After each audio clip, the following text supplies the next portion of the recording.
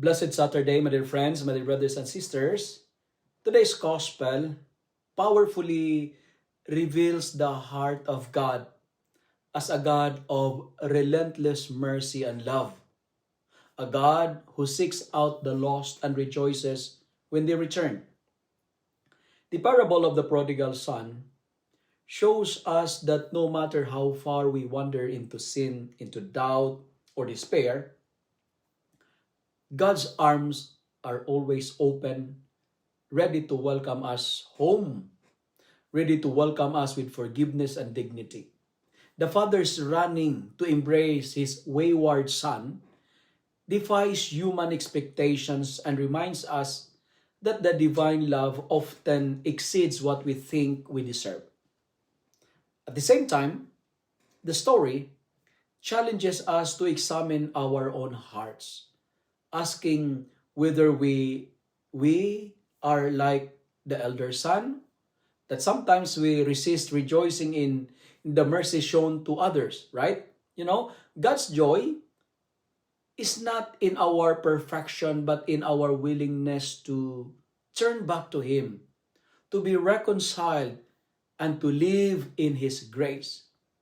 Today's parable calls us to trust in God's patience, to embrace humility, and to celebrate the transformation of those around us, knowing that every return, every step toward God is a cause for heavenly rejoicing. In a world that often judges and condemns, today's gospel, especially the prodigals, the story of the prodigal son, invites us to be instrument of God's mercy. That is to extend forgiveness, mercy, and to participate in the joy of finding the lost, reminding us that God's love never fails and that His invitation to return home is always open for today, tomorrow, and every day of our lives. My dear friends, my dear brothers and sisters, finding the lost is the exuberance of God. Finding the lost is the joy of the Lord. Because when we return to Him, we will be welcome and our homecoming will be celebrated. So, go back home to the Father's house because there is no place like home.